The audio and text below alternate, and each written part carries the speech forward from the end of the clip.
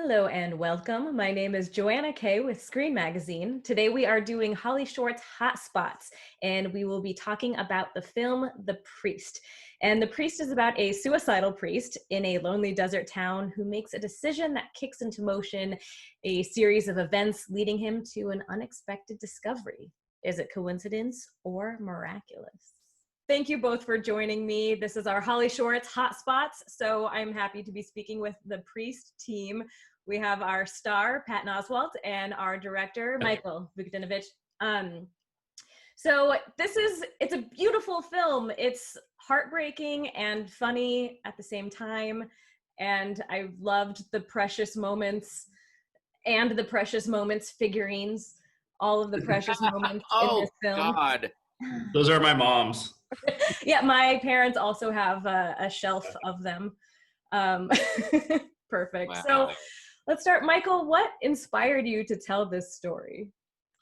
I think it actually began with a question, which is I've always been really fascinated by the desert and you get 2 hours outside LA and you have all these small desert towns that really collect like such a variety of people. It's such an eclectic group of people.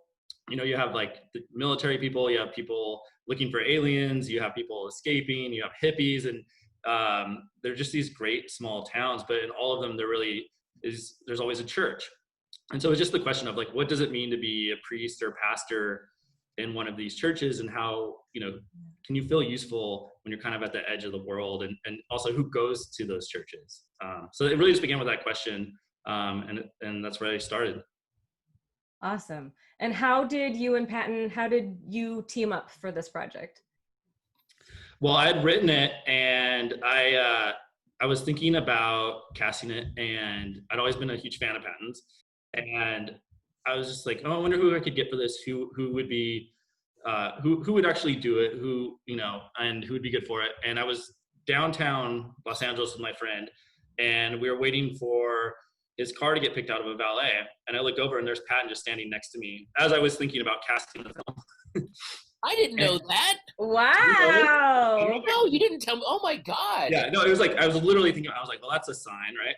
And I'm like, oh, he'll never do it. Like, why would Was I lit from the back?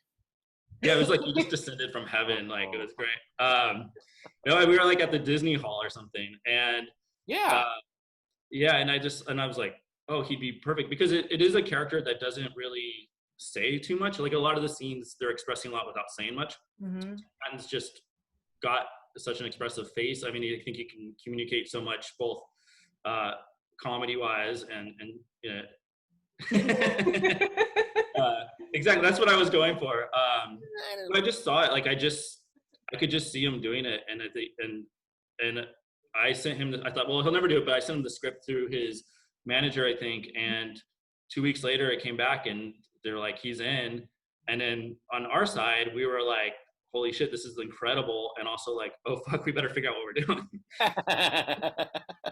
So did you find that you had any unexpected challenges while you were shooting? I'm always interested in, because every project we learn some big new thing that we hadn't thought of before. So what would you say you learned from making this project, and how does that translate into advice for you for the future and for other filmmakers? I learned to hire really good people and then trust them, listen to them. I think that, and that was a big one. It's just like it's just the same with casting. You get the people that you believe in, and you let them do their thing, because everyone's really good. If you get the right people, they're all really good at what they do, and you hire them for a reason, and it's just about trusting them while keeping your vision for, the tone and the story and what you want to create. One of the early challenges we actually had was getting the church. That turned out to be a really hard thing, because we had to be a pretty specific church. It had to be close enough to LA that we could travel there, but it had to be kind of desolate and near a road. So we knew it had just like pretty specific things. There's not a ton of them.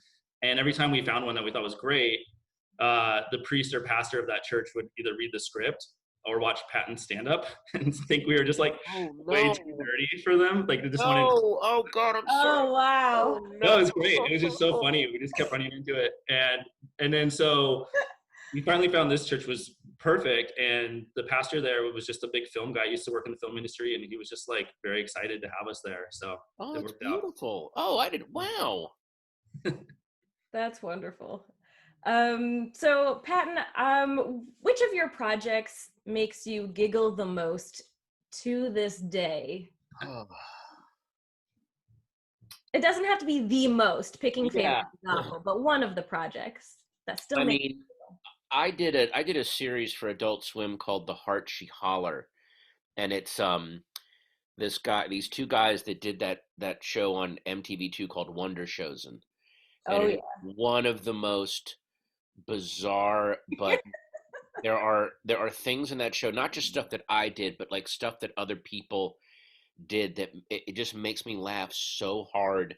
Some of the visuals, because it's sometimes I just need sheer absurdity. Like one of my favorite shows is the Eric Andre show. Like I want my comedy to be completely untethered sometimes. Mm-hmm.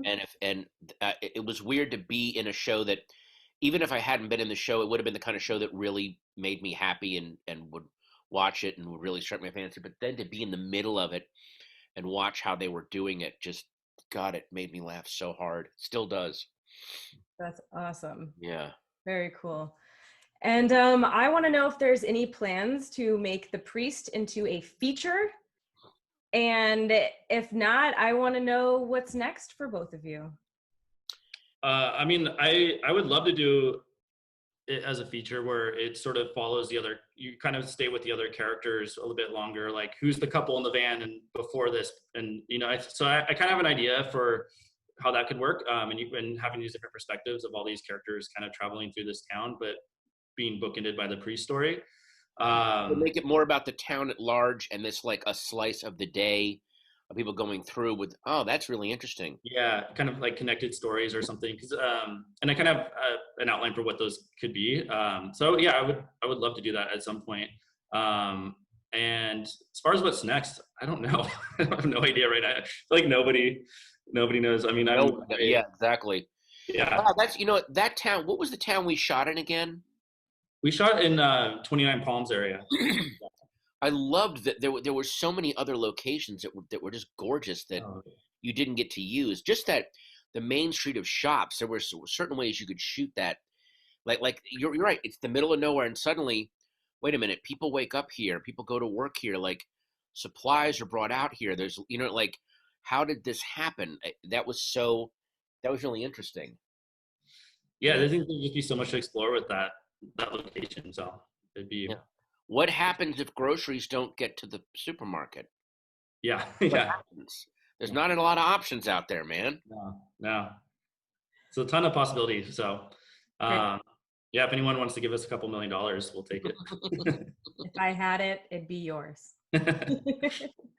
All right, you can catch this film at the Comedy After Dark block. I like the sound. It's at 10 p.m. on Saturday, November 14th at the Holly Shorts Film Festival.